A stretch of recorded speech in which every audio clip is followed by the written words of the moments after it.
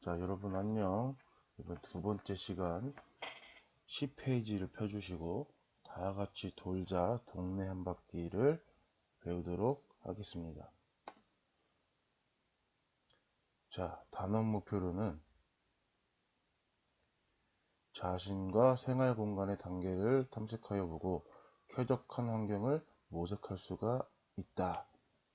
자, 이런 활동도 해봐요. 마을 읽기가 있고, 활동 1에는 마을 읽고 소식지 만들기, 활동 2 벌어진 땅에 전하는 생명의 메시지, 활동 3 일상에서 만난 아름다움, 활동 4 우리들의 학교 공간 바꾸기.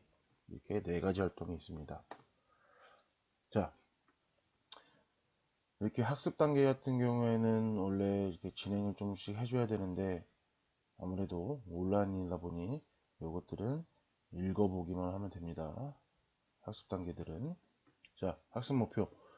첫 번째, 우리 마을의 장소를 탐색하여 나의 느낌에 따라 분류하여 나타낼 수가 있다.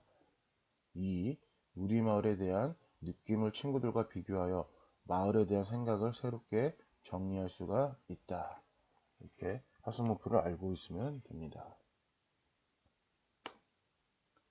자, 활동 예시로는 박채연 외에 4명 학생 작품이 마을 읽기 스케치, 마을을 보면서 이제 본인들이 생각한 이제 그것들을 표현을 하는 것들이죠.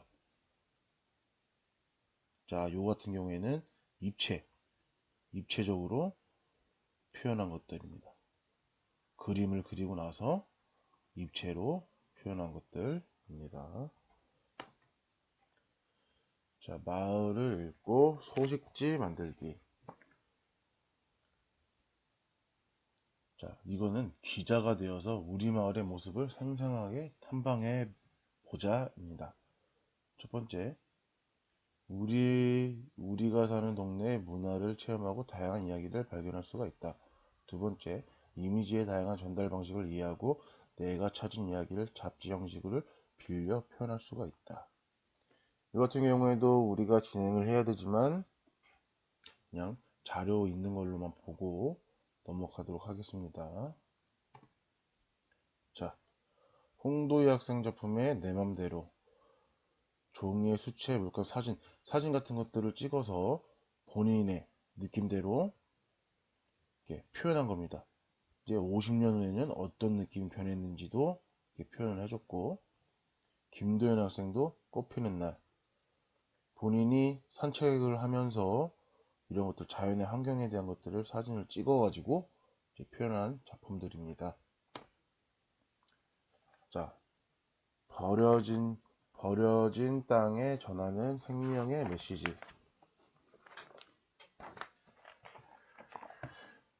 학습 목표 첫 번째, 버려진 땅을 찾아 복숭아 씨를 심어 새로운 공간을 바꿀 수가 있다.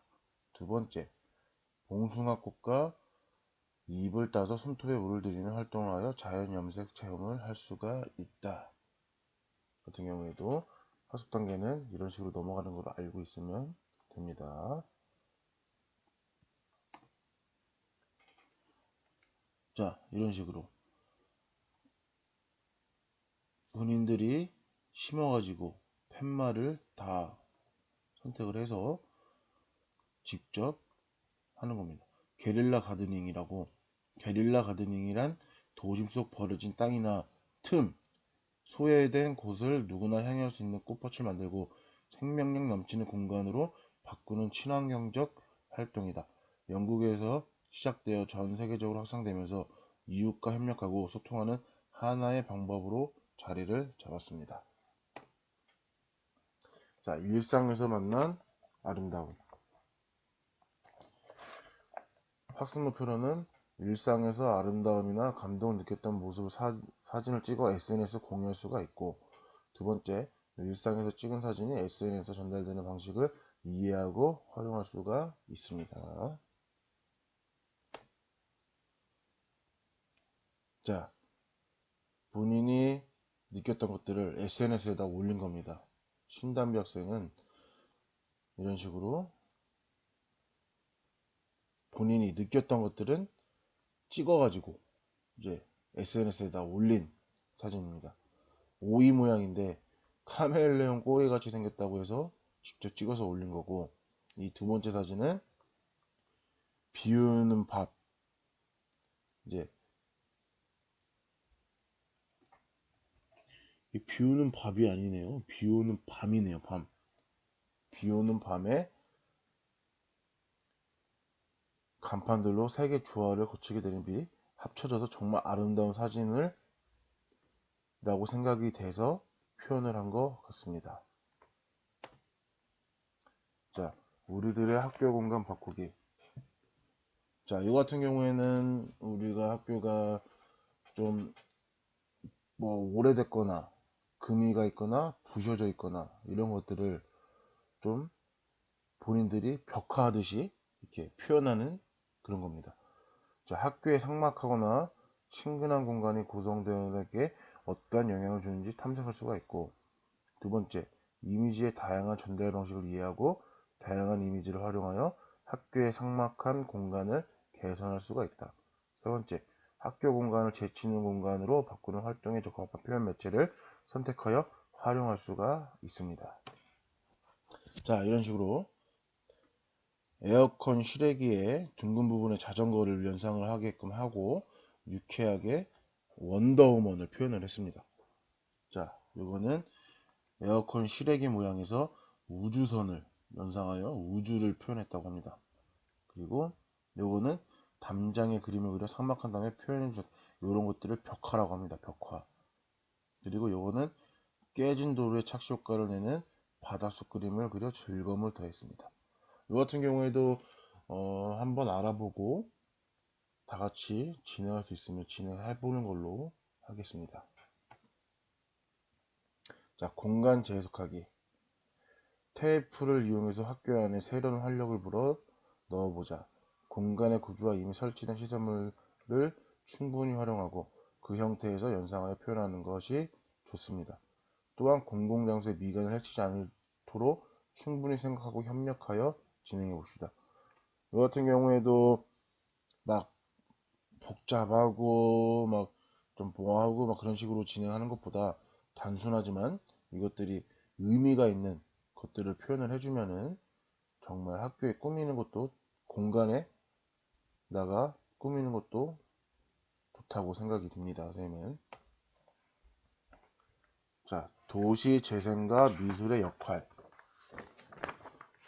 학습 목표로는 뉴욕의 페촐로가 버려진 공간에 사람들이 사랑을 받는 공간으로서 재탄생한 가정을 찾아 말할 수가 있고, 두 번째, 우리나라에서도 이와 같이 마을에 버려진 공간이 재생되어 사람들이 애용하는 공간이나 생태공원이 된 사례를 찾아 발표할 수가 있다. 도시재생 프로젝트를 통하여 미술이 갖는 역할 가치를 이해할 수가 있다. 이 같은 경우에도 자, 이 설명 넘어가기 전에 공공미술과 이제 공공디자인에 대해서 설명을 한번 해주겠습니다. 자, 공공미술이란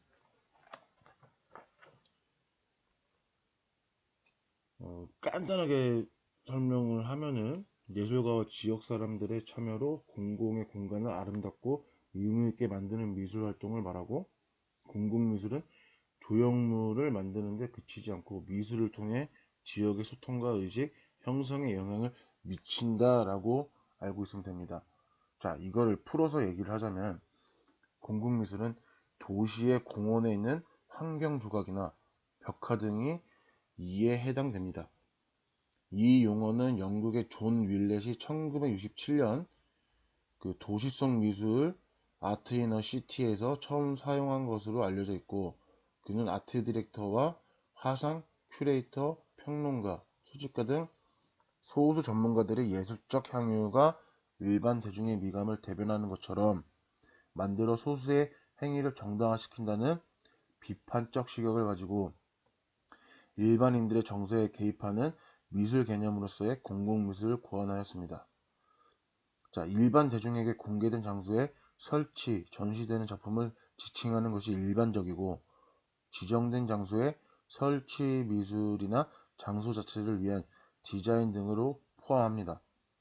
장소에 결합하는 예술이라는 의미를 갖기도 하지만 조나단 브롭스키의 망치질하는 남자, 이 되게 유명한 작품입니다. 그 헨리 무어 또 유명한 작가시고 몇몇 작품은 여러 개가 제작된 여러 장소에 설치가 되어 있습니다. 이것이 설치되는 장소는 대부분 도시이며 조각벽화, 스트리트 퍼니처, 포장작업, 디자인 등 다양한 장르를 포괄합니다. 근래에는 우리가 생각하는 기념조형물의 형태를 뒤집어 놓거나 날카로운 비판의 식으로 공공영역에 개입하는 경우도 늘고 있습니다. 즉, 전통적 공공미술의 공공개념을 장소와 관련시켜 작품을 만들고 소통하는 데 반해 새로운 공공미술은 장소를 물리적 장소로 보지 않고 사회적, 문화적, 정치적 소통의 공간으로 간주하며 그런 의미에 맞는 작품으로 지역 공동체와 관람객의 참여, 일시적 작업 등을 제안하고 있습니다. 자, 공공미술은 여기까지. 두 번째, 공공디자인. 공공디자인 간단하게 설명을 하면은 공공디자인은 사적 공간의 일부와 공공공간뿐 아니라 공공시설 등을 디자인적으로 고려해 미적 기능적으로 꾸미는 일입니다. 스트리트 퍼니처로서의 가로등, 쓰레기통, 가두 판매대, 공중전화박스, 버스 정류장 등은 공공시설을 넘어 그 사회의 평균 미적 감각을 보여주는 디자인 아이콘이기도 합니다. 공공디자인의 개념으로는 공공디자인은 공공성을 표현하는 디자인입니다. 공공성이란 한 개인이나 단체가 아닌 일반 사회 구성원 전체와 두루 관련되는 성질입니다. 공공디자인이 공공장소의 여러 장비, 장치를 보다 합리적으로 꾸미는 일이라고 정의된다는 점에서 공공디자인은 공공성을 확보할 수 있는 공권력의 개입과정 또는 행위라고 할 수가 있습니다. 도시디자인이 사적 또는 공적 공간을 두루 포함한다면 공공디자인은 공적 공간에 국한이 됩니다. 공공디자인의 대상이 되는 공공장소의 여러 장비, 장치란 결국 공공공간과 공공시설입니다. 국토교통부에서 공공공간 및 공공시설에 대한 통합디자인 체계 구축과 관련해 밝힌 공공공간과 공공시설의 범위는 이렇습니다. 공공공간은 1번 주요가로 공간, 2번 주차장과 광장, 공공공지, 공원, 가로녹지, 그리고 3. 하천 및 저류지, 생태수로 등 있습니다. 공공시설보다 세분되고 우선 첫 번째 공공건축. 공공건축에서는 공공청사, 문화시설, 학교, 파출소, 소방서, 우체국 등이 있고 특수구조물은 옹벽, 교랑, 지하차도, 입체형 보도육교 등이 있습니다.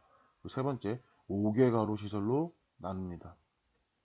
5개가로 시설물은 첫 번째 교통시설은 방호 울타리, 가로등, 방음벽, 정류소 시설물, 자전거 보관대, 주차 안내 표지판 등이 있고 두 번째 편의시설, 공중화장실, 벤치, 휴지통, 음수대 등이 있고 세 번째 녹지시설, 가로수 보호대, 가로수 화분대, 가로녹지대, 분수대 등으로 구분이 됩니다. 결국 개인 소유 이외의 도시 공간이 존재하는 것에 모든 공적 공간의 시설물이 공공디자인의 대상이라고 할 수가 있죠. 따라서 공공디자인은 도시 디자인의 한 부분은 사적 소유 외의 공적 공간에 설치된 공공시설물들을 디자인적으로 고려해 미적으로 뿐만 아니라 기능적으로 합리적으로 꾸미는 일이라고 할 수가 있습니다. 자, 요 같은 경우 참고자료를 봅시다. 참고자료에 뉴욕의 페철로가 생태공원으로 1934년에 건설된 뉴욕시의 도시 철로 하이라인은 1980년도에 사용 중지된 채 방치되었다가 철거 위기에 처했었습니다. 그런데 그 페철로에 형성된 자연생태에 주목한 사람들이 하나둘 모이면서 하이라인 구조 운동이 일어났습니다. 특히 스턴펠드의 사진을 통해 그곳의 아름다운 소자연이 널리 알려졌고 이후 하이라인은 생태공원으로 재생되었으며 자 이게 중요한 건데 생태공원 이제 없어지기 철거 위기에 처했던 것들이 사람들의 힘이 입혀지면서 생태공원으로 재생이 된 겁니다. 이럼으로써 사람들의 나들이 공간으로 애용되면서 도시의 활력을 불어 넣었고, 우리나라에도 하이라인과 비슷한 사례가 있는지 조사해 봅시다. 자, 꽃길이 아니라 지옥길. 자, 서울 도심에는 오래되고 낡은 마을들이 있었습니다. 그곳에서 공공미술 프로젝트가 시행되면서 많은 미술가들이 참여하며 동네 곳곳에 그림을 그리고 조형물을 설치하기 시작했습니다. 가파른 계단과 벽에 멋진 조각들이 늘어서고 꽃그림이 피어나면서 이 벽화 마을들은 관광 명소가 되었습니다. 그러나 사람들이 몰려 시끄럽게 하거나 주거지 문을 열어보는 등 사생활 침해하는 일이 연이어 발생하자 급기야 인기 있던 계단 그림의 일부를 한 주민이 지워버리는 일마저 생겨버렸습니다. 마을의 생기를 불어넣어준 미술작품이 주민의 삶을 침해하는 방해물로 여겨지게 된 것입니다. 이처럼 공공미술작품의 양면성에 대해 생각해보고 문제 해결 방법에 토론해 봅시다. 자, 오늘의 강의는 여기까지 하고, 오늘의 형상평가는 두 문제입니다. 두 문제. 아래 사진과 관련된 내용을 조사해보고 미술이 도시공간에 미친 긍정성과 부정성을 쓰시오. 마찬가지로 쓰시면 됩니다. 그리고 이 보기와 글과 관련된 것을 고르시면 됩니다. 거리에 놓인 가구라는 의미로 쓰레기통, 간판, 보드블록, 버스 정류장 등 공공 디자인을 말하고 많은 사람들이 사용하기에 기능면에서 중요할 뿐만 아니라 도시를 상징하거나 분위기를 좌우함이라는 이제 5개 중에 하나를 선택을 해주시면 됩니다. 자, 이번 두 번째 강의도 듣느라 고생하셨고, 마찬가지로 정답은 댓글로 달아주시면 감사하겠습니다. 수업 듣느라 고생들 하셨습니다. 감사합니다.